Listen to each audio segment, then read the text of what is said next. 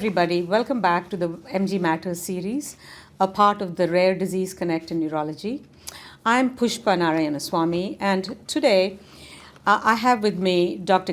Wolfe, and together we will talk a little bit about the MG timeline focusing on treatment. So what we're going to do is to take a trip down memory lane, if you will, or history, and talk about treatments. If you remember, in one of the episodes in season 1, we did talk about the history of the diagnostic aspects of myasthenia gravis. So Dr. Wolfe will now talk to us about the treatment aspects of myasthenia gravis. Dr. Wolfe, would you introduce yourself to the audience, please? Hello, everyone. Thanks for joining us in this session of MG Matters. And I'm Gil Wolfe. I'm a neuromuscular medicine neurologist at University of Buffalo, SUNY.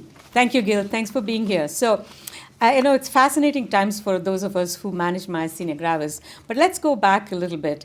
Why don't you tell us about the miracle at St. Alfred's? I think one of the defining moments for treatment in myasthenia gravis. So the miracle refers to Mary Walker's use of physostigmine in a patient with myasthenia gravis. Yeah. She had noticed that the signs and symptoms that the patient presented with were somewhat similar to curare poisoning, and they had used acetylcholinesterase inhibitors in that setting before, and sure enough, it led to improvement in the patient. The first therapy really was rest, but the first immunotherapy was really thymectomy. And although there were probably thymectomies done in the setting of myasthenia gravis with, for instance, hyperthyroidism. Before this in Europe, Alfred Blalock really has the credit because he published the reports in 1939 with thymoma, and then in 1941 in a series of a handful of patients with non-thymomatous myasthenia gravis, and he saw improvement in a good proportion of those patients. You know, one of the things that we talk about is the mortality in myasthenia gravis and how it used to be terrible, right? And then, like 90% of patients used to die, and then it came down to like 10%. And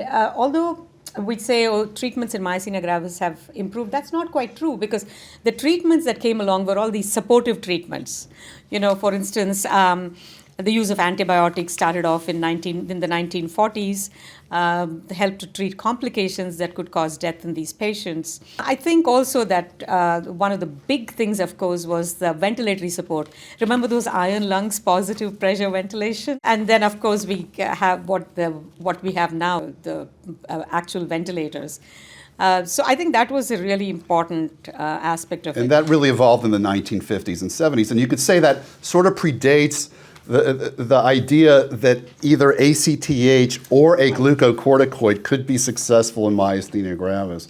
My understanding from our predecessors, there could be initial worsening with corticosteroids. That was observed, and so for a while there was some hesitancy in that approach in myasthenia gravis, but then it became clear that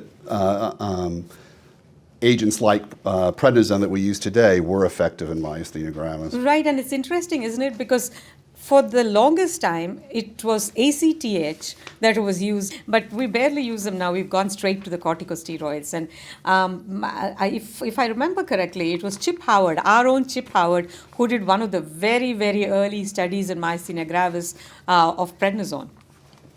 And of course, then we go on to the other group of therapies, the non-steroidal. Sort of, we're talking, you talked about the 50s to the 70s. Now we're coming back to the 80s to the 90s. You want to take us through things that happened at that time? So you mentioned some of the early studies with glucocorticoids. Chip Howard, Bob Pascuzzi wrote a very long series that clearly showed a benefit in a large majority of patients with myasthenia gravis. I'll point out then we were looking at efficacy more than what we deal with now. Obviously, we talk about efficacy, but the huge side effect burden of using steroids, corticosteroids.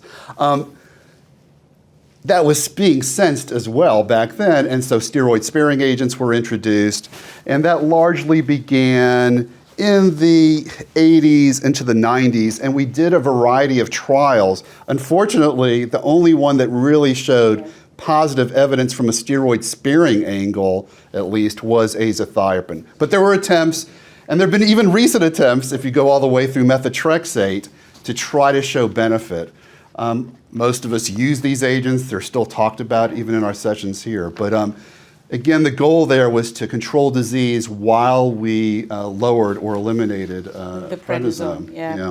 Yeah, it's interesting, though, because prednisone works. Any trial that compares drugs to prednisone, I think, can be a problem, except, your thymectomy trial was awesome. But we had the benefit of waiting a long time, That's up to 3 true. years. And most of these other trials have only gone 6 to 12 months. months. In fact, some of the mycophenolate studies were 6 even months. shorter than that. Yeah. So, tacrolimus, which is not approved in our country but is approved in Japan, they were able to show Yeah. some benefit of a steroid-sparing type class of agent.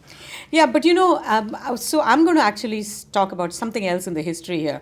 So we were talking about azathioprine, the PALIS study maybe, but the first human heart transplant apparently was performed in South Africa I believe in Groote Schuur Hospital, if I remember correctly. I don't know if I'm pronouncing that right, by Dr. Christian Barnard. Okay. Now, do you think the azathioprine trial was a bigger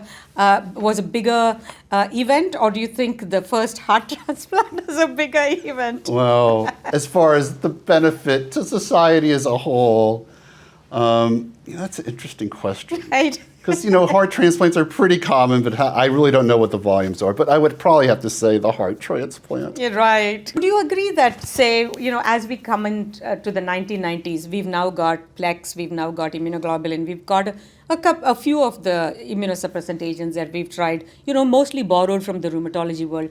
Would you agree that by then sort of the basic principles of management of myasthenia gravis had been sort of established? Yeah, I think we fine-tuned it over time, but the basic concepts of how to use conventional agents were in place, in that period of time.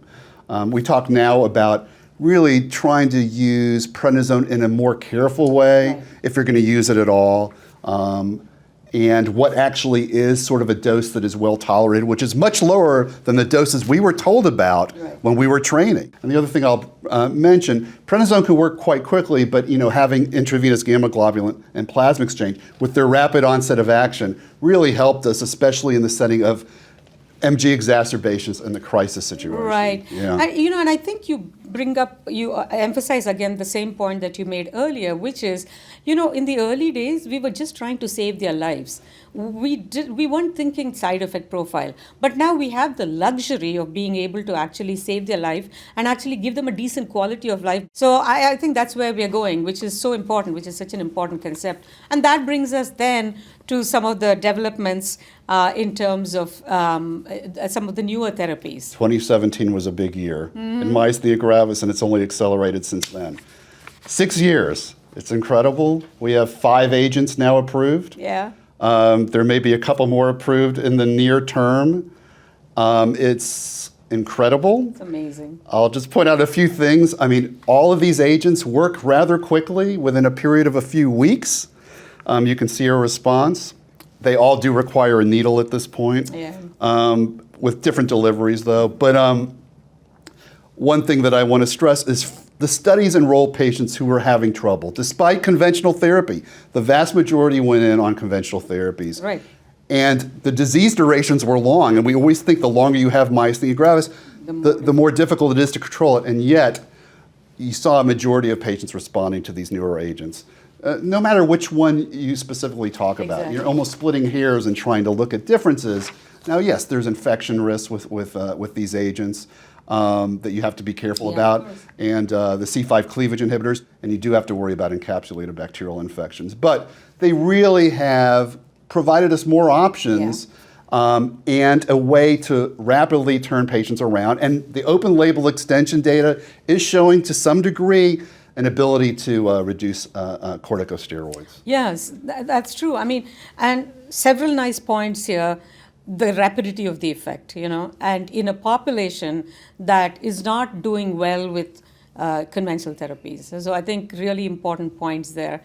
Multiple users maybe use that instead of Plex or IVIG to get patients quickly better and then keep them on the same drug long term. And very exciting times for patients with myasthenia gravis. But since you're Mr. Thymectomy, I'm going to close with one comment. The first randomized control trial comparing thymectomy with medical management in patients with non-thymomatous myasthenia gravis, performed by Dr. Gil Wolfe and his colleagues. It was a very large group involved, and I know. we have to give credit to Dr. John Newsom Davis. Yeah. And Fred Passed away, Juretsky. who passed away. And Yeah. they both Unfortunately, you know, yeah. are late But- colleagues. So that was amazing. Now, apparently, Michael Phelps won the last of his record 23 Olympic gold medals in Rio de Janeiro the same time. Now let's take a poll. Which one, Gil? But that's not fair to me. But, I know all right, it's not fair. Did I I'm say I biased was in both being fair? directions. You know, obviously I was very involved with the thymectomy trial, but I was a competitive swimmer into college. So did I And, say I was being fair? All right, so you're not, but it's All right. amazing how fast the swimmers are compared to my era. But they're both. I will give them equal importance. Fair enough. All right. Fair enough. Yeah. Thank you, Gil. Thanks for being here. It was fun. It was a pleasure to speak and sit down with you, Pushpa. In this kind of setting, it's a little bit different than where we usually sit down It and talk is. about myasthenia gravis and treatment. For sure it is. Thank Yeah. you again.